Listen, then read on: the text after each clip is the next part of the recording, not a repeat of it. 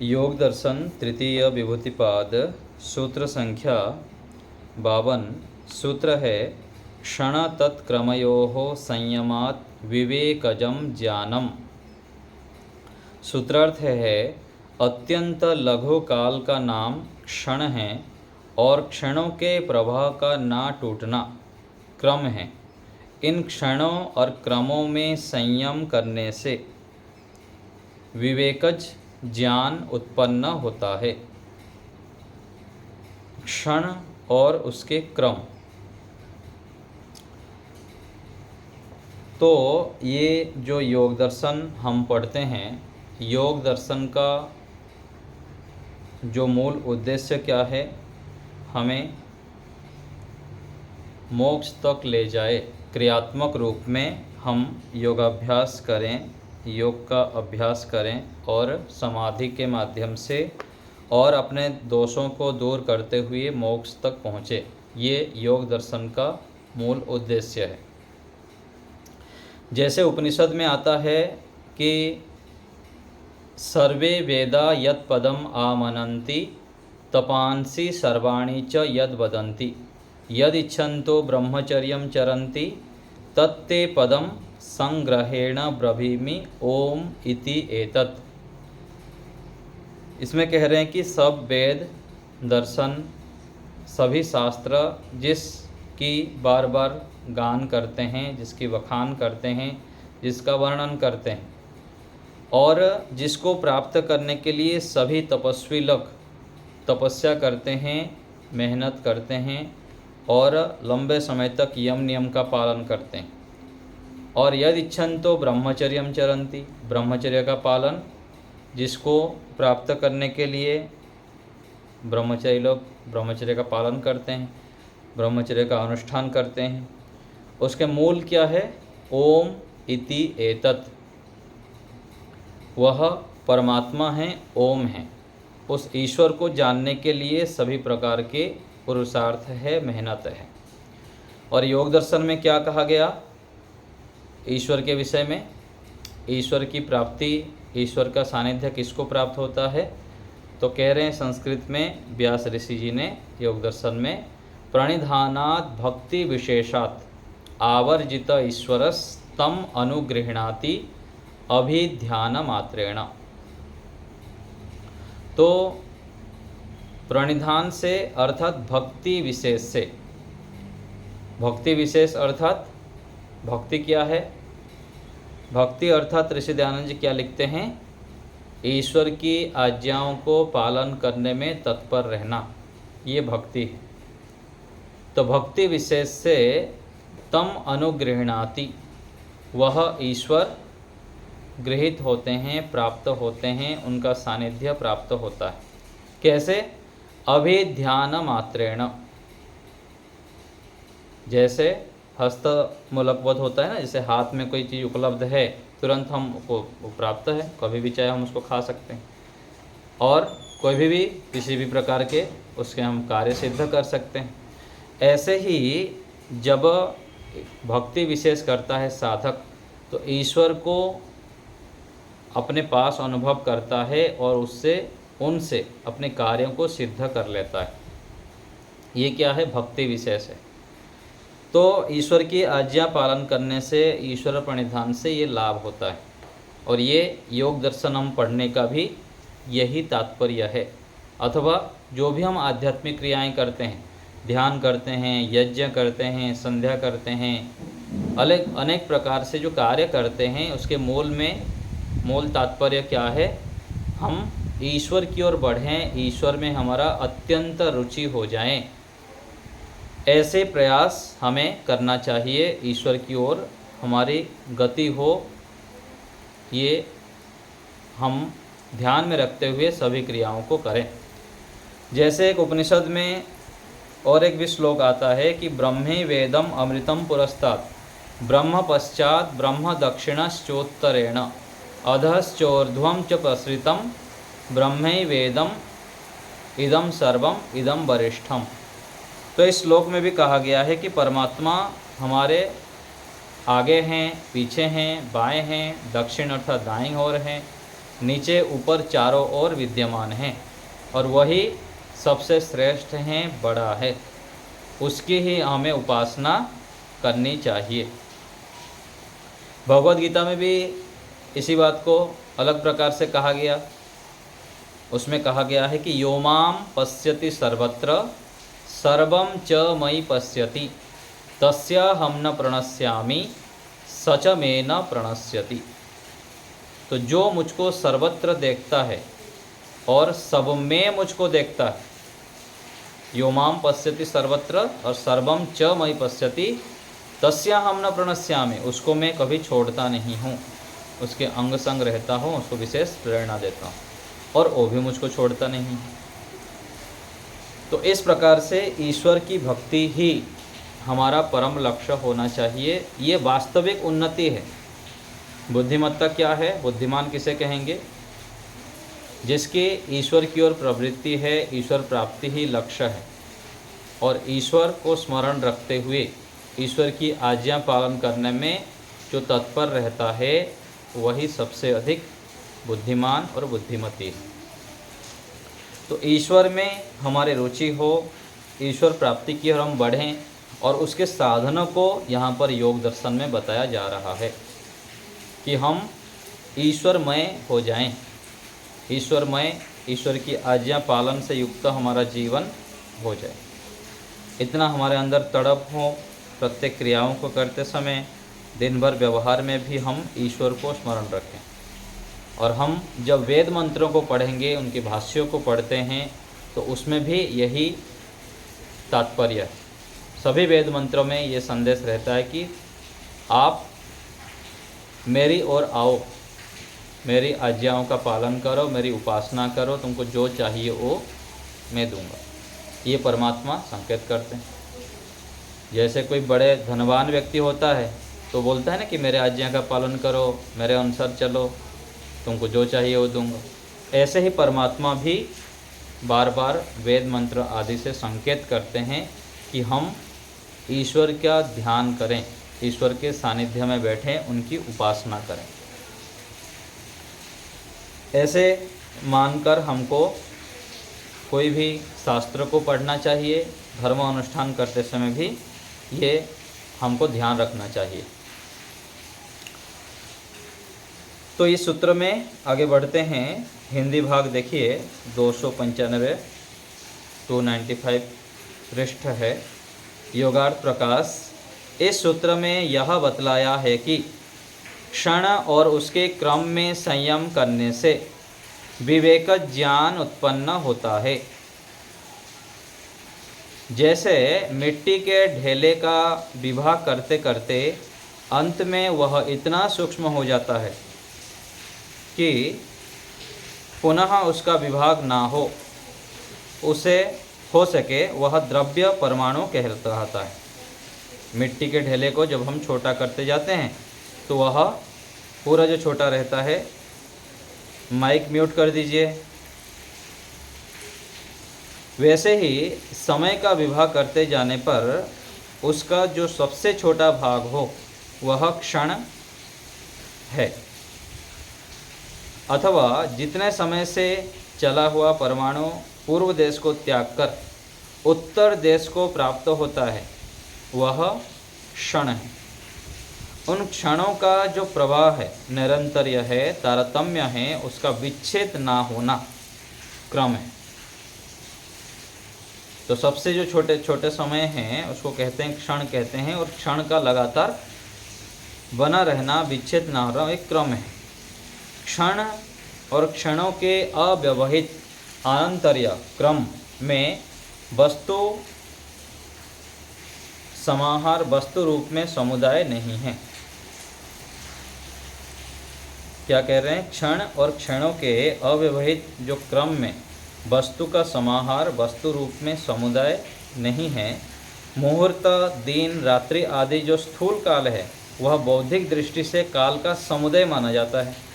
वास्तव में वह काल और क्रम का समुदाय नहीं है, क्योंकि सभी क्षण और क्रम एक समय में एकत्रित नहीं हो सकते।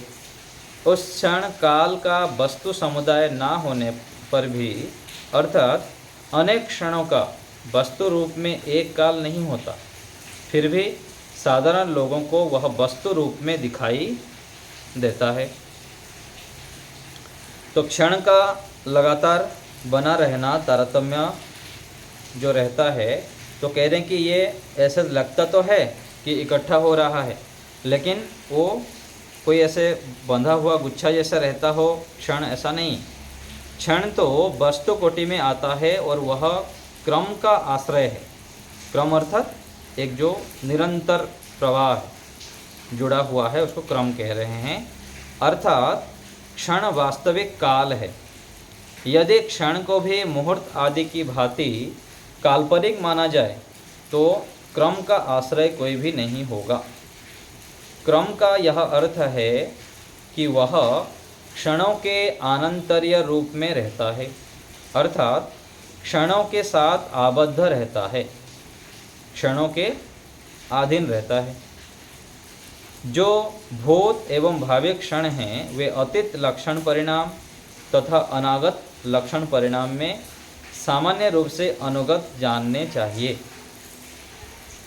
एक ही क्षण से संपूर्ण लोक परिणाम का अनुभव करता है, अर्थात क्षण क्षण में परिवर्तन को प्राप्त होता है। तो यहाँ पर कोई भी जो परिवर्तन होता है कई बार क्षण में भी दिखाई देता है, किसी के अंदर परिवर्तन दिखाई देता है, अथवा किसी वस्तु में परिवर्तन दिखाई देता है, अथवा अलग अलग क्षण में। जैसे कोई वस्तु हम खरीद के लाते हैं तो उसके अंदर परिवर्तन आता रहता है। जैसे पीछे हम देख रहे थे लक्षण परिणाम हैं, अनागत परिणाम हैं। तो सभी पदार्थ वर्तमान क्षण पर भी आरूढ़ रहते हैं, अर्थात क्षण काल से बाहर नहीं जा सकता। उन क्षणों तथा उनके क्रम में संयम करने से उनका साक्षात्कार होता है, उससे विवेकज ज्ञान की उत्पत्ति होती। तो इसको स्पष्ट करेंगे आगे। देखिए आगे पैराग्राफ में कहना चाह रहे हैं, जब कोई भी वस्तु उत्पन्न होती है तब वह नवीन दिखाई देती है और कालांतर में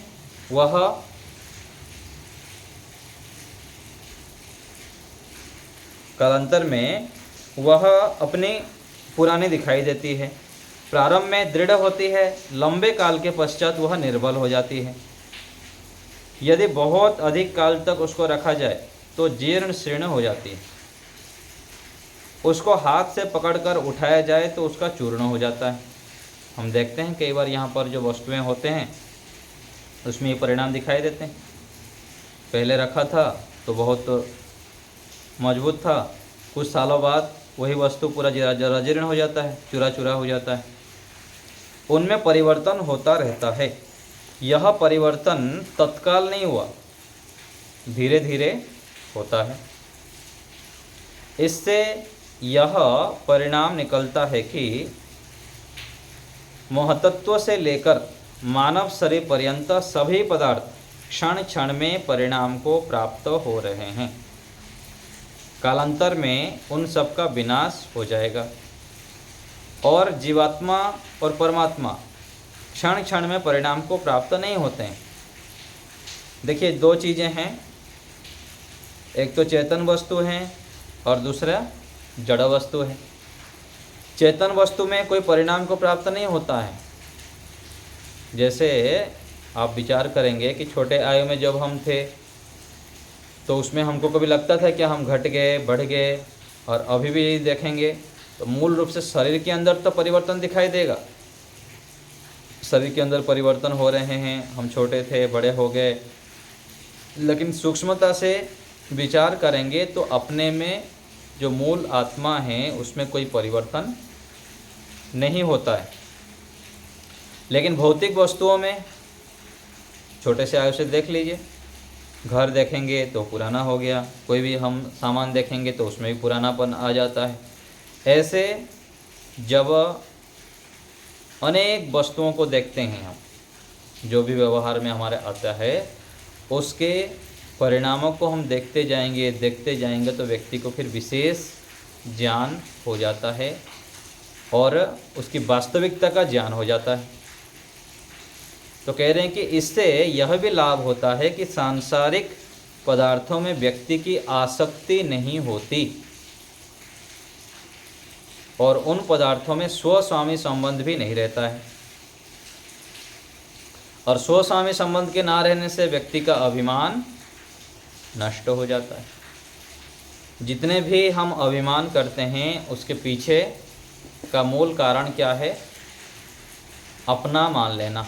ये मेरा शरीर है, मेरा घर है, मेरा मकान है, मेरी वस्तुएं हैं, मेरे संतान हैं, आदि आदि जितने भी हम व्यवहार करते हैं उसके पीछे एक स्वामित्व जुड़ा रहता है। मैं इसके स्वामी हूँ, ये मेरा है। और संबंधों में भी ऐसे ही होता है। तो मेरापन, स्वामित्वपन जब तक रहता है तब तक उसमें अज्ञानता होती है और उससे उसके परिणाम स्वरूप जो दुख आता है उसमें फिर दुखी हो जाते हैं। तो यहाँ पर जो इस सूत्र में कहना चाह रहे हैं कि प्रत्येक वस्तु को हम सूक्ष्मता से देखें। और सूक्ष्मता से कब देखेंगे? जब हमारे अंदर वैराग्य होगा। वैराग्य के बिना हम वस्तुओं के ठीक ठीक स्वरूप को देख नहीं पाएंगे, देखने की दृष्टि ही नहीं आएगी, ऊपर ऊपर से देखेंगे हम। वैराग्य अर्थात क्या है? वैराग्य अर्थात ज्ञान की पराकाष्ठा। इसी योग दर्शन में ही व्यास ऋषि लिखते हैं, ज्ञानस्य एव पराकाष्ठा वैराग्यम। जैसे कल हम कहानी सुन रहे थे कि केवल कपड़ा पहन लेना वैराग्य नहीं है, संन्यास ले लेना वैराग्य नहीं है, भूखे प्यासे रह लेना वैराग्य नहीं है। वैराग्य तो अंदर से होता है और वह ज्ञान के रूप में होता है। और ज्ञान की जब विशेष उत्कृष्ट स्थिति होती है वहाँ पर हम वस्तुओं को ठीक ठीक मूल्यांकन करने में समर्थ होते हैं। इसी को सूत्र में कह रहे हैं कि क्षण और उसके क्रम। कोई वस्तु हम देख लिए और उसके बाद जो उसके अंदर परिवर्तन हो रहा है, मान लीजिए एक सेव ला के हम रख लिए फल, रोज़ आके उसको देखें, दूसरे दिन तीसरे दिन देखेंगे तो मुरझा जाएगा, फिर आगे बढ़ते जाएंगे तो फिर ढीला होते जाएगा, और 15 दिन बाद देखेंगे तो, 1 महीने बाद देखेंगे तो थोड़ा सा छूते ही हो पूरा सड़न जैसा स्थिति हो जाएगा और पूरा बहुत भयंकर बदबू भी आने लग जाएगा। ये क्या है? व्यक्ति जो उस वस्तु के अंदर जो परिवर्तन हो रहा है उसको पूरा सावधानी से निरीक्षण करना। और ऐसे करने पर एक वस्तु के ऊपर जब करेंगे, आगे चलकर धीरे धीरे करके सभी वस्तुओं के ऊपर हम उसको लगाएंगे। और दूसरे तरफ ईश्वर में भी लगाएंगे, प्रकृति में भी प्रकृति के पदार्थों में भी लगाएंगे और अपने ऊपर भी लगाएंगे। तो ऐसे जो व्यक्ति निरंतर अभ्यास करता है सूक्ष्मता से, वह विवेक ज्ञान से युक्त हो जाता है। और नहीं तो केवल यदि वस्तुओं को ऊपर ऊपर से केवल देखेंगे तो वैराग्य होगा ही नहीं कभी, और उसके पीछे ही हम सारे जीवन को समाप्त कर देंगे। आज भौतिकता में हम क्या देख रहे हैं समाज में? यही तो दिखाई देता है सब। ऊपर ऊपर से ही हम पूरा सृष्टि को देखते हैं, व्यवहार करते रहते हैं। सूक्ष्मता से ना व्यक्तियों का हम निरीक्षण कर पाते हैं, व्यक्तियों के गुणों के विषय में सोच पाते हैं। उस व्यक्ति के गुण के पीछे जो ईश्वरीय सामर्थ्य है, कोई भी संबंध के पीछे कैसे वो संबंध हमारा जुड़ गया, चाहे पत्नी हो, चाहे पति हो, चाहे गुरु हो, संतानें हो, मित्र साथी हो, ये जो सिस्टम बनाने वाला, एक प्रक्रिया करने वाला कोई तो है। अपना कर्म तो है ही, साथ साथ इन सब संबंधों को जोड़ने वाला। और उसके पीछे जाएंगे तो शरीर के साथ संबंध करने वाला कौन है? कई बार व्यक्ति शंका करते हैं ना, आध्यात्मिक व्यक्ति तो आध्यात्मिक व्यक्ति भी करते हैं और सामान्य व्यक्ति भी करने लग जाते हैं कि ईश्वर की क्या काम है, व्यक्ति अच्छे कार्य करेगा और अच्छे फल मिल जाएगा। ईश्वर क्या, ईश्वर की प्रार्थना करने की क्या आवश्यकता है, उपासना करने की क्या आवश्यकता है, ऐसे भी तो मिल जाएगा सब। अच्छे कर्म करो, अच्छे सुख मिलेगा। तो अच्छे कर्म जो हम कर रहे हैं तो उसका फल देने वाला भी तो कोई होगा, उस अच्छे कर्म को संग्रह करने वाला भी तो कोई होना चाहिए। तो ऐसे विचार करेंगे सूक्ष्मता से तो पता लगेगा कि कोई है जो कि हमारे कर्मों का हिसाब रखता है और उसके आधार पर हमें सुख दुख फल देता है। और ये शरीर भी जो मिला है ऐसे नहीं मिल गया, इसके पीछे भी किसी की बुद्धिमत्ता कार्य किया है, कोई ज्ञानपूर्वक इस शरीर में आके हमको रखा है, फिर मर जाने पर फिर वो चला जाता है।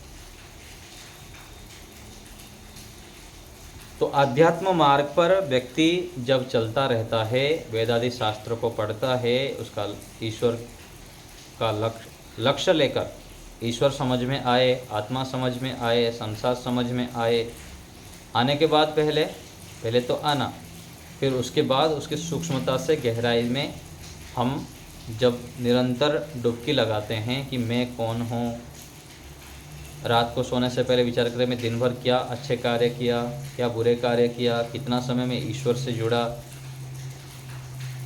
और आज मेरा इतनी आयु हो गई, मैं क्या किया अभी तक,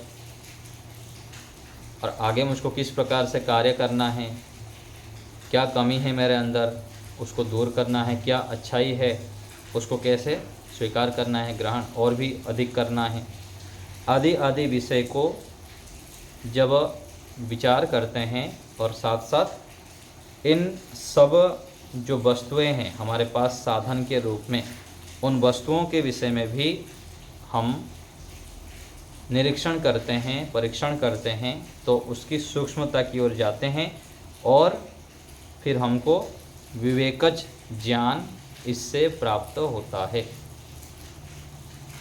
पहले भौतिक विषय में स्थूल रूप से दिखाई देता है, फिर अपने विषय में, फिर ईश्वर के विषय में। ऐसे ईश्वर, जीव और प्रकृति तीनों का ठीक ठीक ज्ञान हमें होता है और यही विवेक है, ज्ञानवान होना है। तो विवेकी बनना अर्थात इन सब भौतिक वस्तुओं का, संबंधों का, ईश्वर के जो सृष्टि की रचना है, इन विषयों का ठीक ठीक हमें ज्ञान हो जाना। ज्ञान हो जाना अर्थात क्या है? हमारे व्यवहार में आना, व्यवहार में परिवर्तन होना। ऐसे करने पर हमें लाभ होता है, हम फिर सुखी होते हैं। जितना जितना हमारे अंदर ज्ञान बढ़ता जाता है उतनी मात्रा में हम शांत, सुखी, स्थिर होते जाते हैं। फिर ईश्वर के ध्यान में भी रुचि होगी और ईश्वर के ध्यान में बैठेंगे तो वहाँ पर भी मन एकाग्र हो सकता है, ईश्वर में मन लगेगा। पहले तो ईश्वर में रुचि ही नहीं होती, ध्यान के लिए हम समय ही नहीं लगाना चाहते हैं, बैठते नहीं हैं। और जब बैठने लग जाएंगे फिर बैठने के बाद भी ईश्वर से संबंध जुड़ता नहीं है प्रारंभ में, और धीरे धीरे मेहनत करते जाते हैं तो फिर ईश्वर में मन लगता है, ईश्वर के गुणों का चिंतन करते हैं, एकाग्रता बनती है, फिर हम समय को बढ़ाते हैं। तो ईश्वर में रुचि तब आएगा जब ईश्वर के गुणों के विषय में हम बार बार विचार करेंगे, ईश्वर की आज्ञा का पालन करेंगे, चित्त को शुद्ध करेंगे। ये जो हम यज्ञ आदि कर्म करते हैं, अच्छे अच्छे कर्म करते हैं, उसका मूल उद्देश्य क्या है? बड़े बड़े यज्ञ भी किया जाता है, अग्निष्टोम यज्ञ हैं, पूर्णमाष्टि यज्ञ हैं, और बहुत प्रकार से श्रेष्ठ कार्य जो करते हैं उसके मूल उद्देश्य है चित्त की शुद्धता।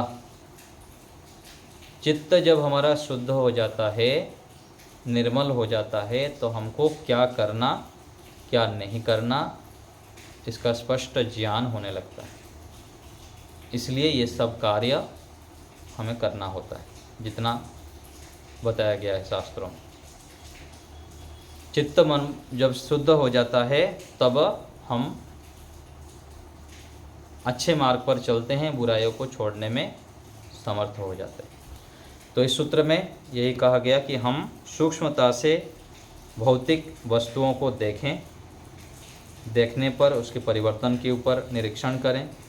ऐसे सूक्ष्मता से निरीक्षण करेंगे तो एक दिन हमें इन सब की वास्तविकता पता लगेगा और इन सब को जो ईश्वर ने दिए हैं हमें साधन के रूप में प्रयोग करने के लिए, अपने साध्य को प्राप्त करने के लिए, उसको हम प्राप्त कर सकते हैं। तो इसमें यही संदेश है। और आप लोग को कुछ पूछना हो तो बताइए।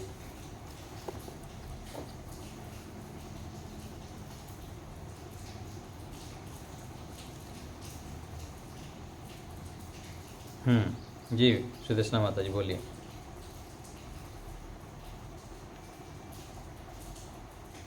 नमस्ते।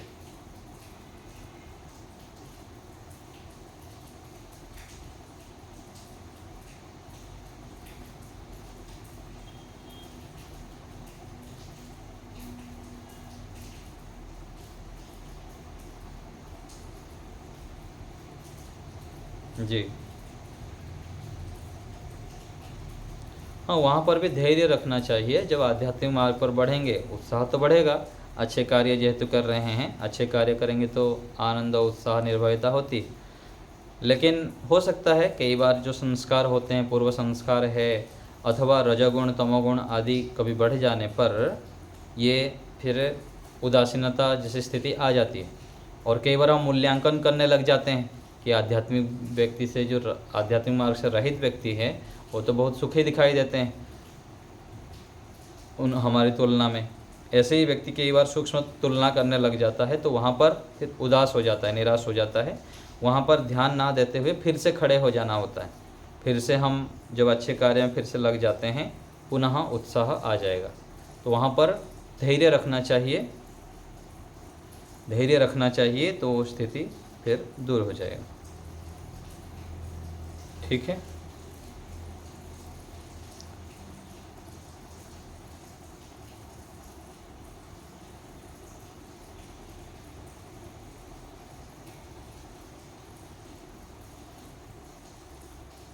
अच्छे चीज़, हाँ हाँ, अच्छे चीज़ तो चाहना चाहिए। अच्छे गुणों की प्राप्ति के लिए, अच्छे वस्तुओं की प्राप्ति के लिए जो भी न्याय संगत है उसको प्राप्त करने की इच्छा करनी चाहिए।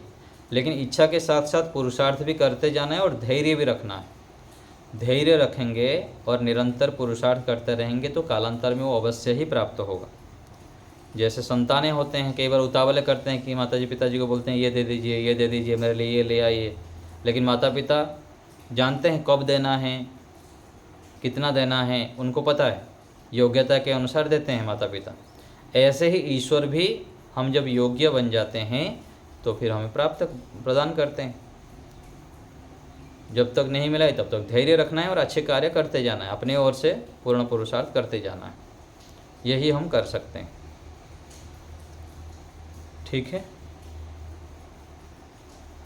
मीना माता जी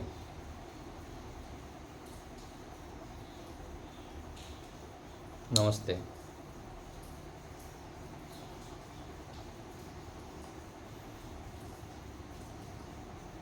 हम्म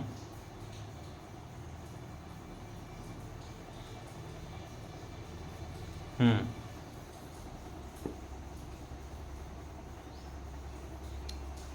नहीं, वैराग्य जो होता है, वैराग्य ज्ञान की पराकाष्ठा है। तो ये सुख के पीछे जो चार दुख है वो सामान्य व्यक्ति को दिखाई नहीं देता है, और योगी व्यक्ति को, ज्ञानी व्यक्ति को उसके पीछे उस दुख दिखाई देता है। जितना जितना ज्ञान बढ़ता जाता है उसको उतना दुख दिखाई देता है, और दुख दिखाई देने से वो सावधानी से प्रयोग करता है, जितना आवश्यक है उतना प्रयोग करता है। ये फर्क रहता है। हाँ, सहन शक्ति भी बढ़ जाता है और ज्ञान का स्तर भी बढ़ जाता है। मान लीजिए कोई भोजन कर रहा है, सामान्य व्यक्ति तो टेस्टी बना है, अच्छा बना है बोल के अधिक खा लेगा। लेकिन बुद्धिमान व्यक्ति क्या करेगा, उसको जितना चाहिए उतना खाएगा, क्योंकि अधिक खा के पीछे वो मार खाया है, पिटाई खाया हुआ है, अर्थात दुख मिला है। ऐसे सोच के वहाँ पर वो ब्रेक लगा देता है। और सामान्य व्यक्ति वो पीछे को भूल जाता है, जो होगा देखा जाएगा सोच के फिर से खा लेता है, फिर उसको परिणाम दुख होता है। वैराग्य अपना मूल्यांकन करते जाएंगे तो सूक्ष्म रूप से पता लग जाएगा, पहले मैं कितने बार क्रोध करता था, आज कितने बार कर रहा, और पहले कितना मैं चंचल हो जाता था, दुखी, हताश, निराश, परेशान हो जाती थी, अभी नहीं हो रहा हूँ, है ना। कितना पहले ईश्वर को स्मरण रखता था, अभी कितना समय स्मरण रखता हूँ, ईश्वर कितने मुझको स्मरण समझ में आते हैं, ईश्वर के प्रति प्रीति कितनी हो रही है। दिन भर दिन रात सुबह से उठकर रात तक कितना समय मेरे को इच्छा होती है कि ईश्वर के पास बैठूं, ईश्वर का जप करूं, आदि आदि ऐसे कुछ है। अच्छे कार्य में यदि प्रवृत्ति हो रही है तो हमारी उन्नति हो रही। ठीक। हाँ, इधर उधर बातों में व्यक्ति फिर लगता नहीं है, मौन रहना चाहता है, एकांत में रहना चाहता है, अच्छे पुस्तक आदि पढ़ना चाहता है, अच्छे चीज़ देखना चाहता है। ये सब अच्छे कार्य का लक्षण है और उन्नति का लक्षण है। डॉक्टर साहब,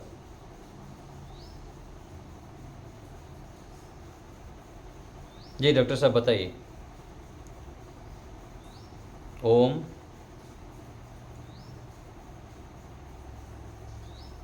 सचदेवा साहब बोलिए।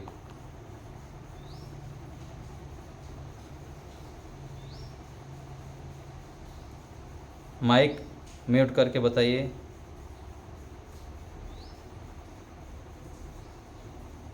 जी जी जी, नमस्ते जी। हाँ जी, आ रही है, बताइए।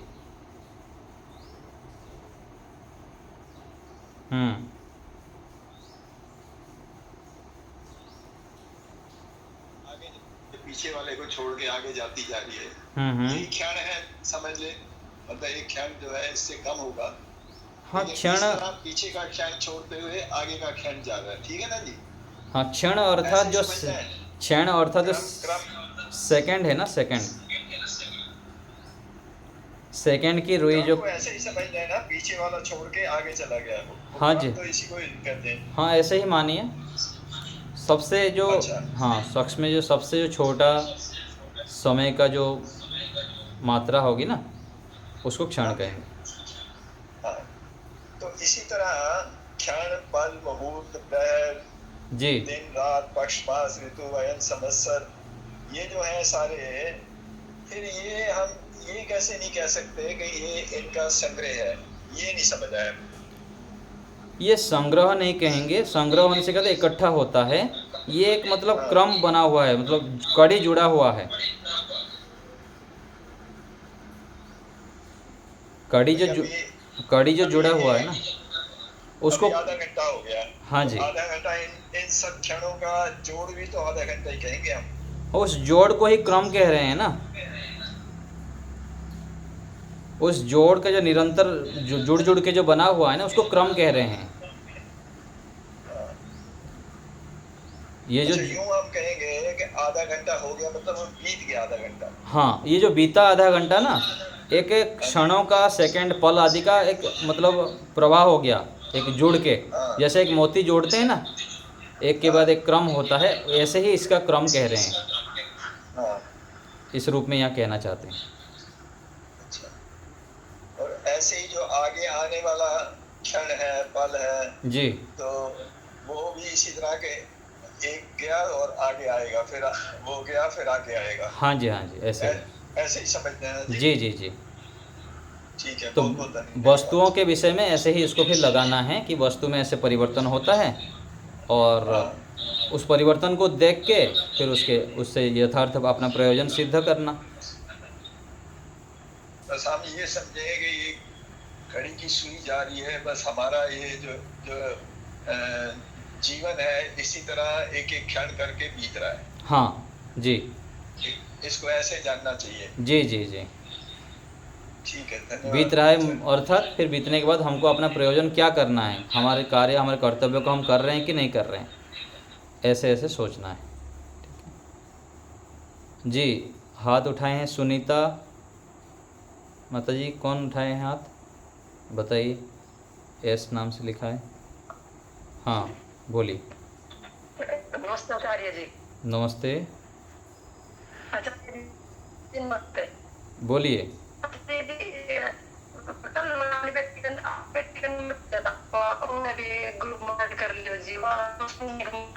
ठीक है, कर लेंगे। खुशबू के नाम पे। ठीक है, कर दूंगा। आचार्य जी आप बहुत सरल विधि बहुत बहुत धन्यवाद आचार्य जी। ठीक है, चलिए तो और यहीं परीक्षा के बारे में रखते हैं। आचार्य जी आप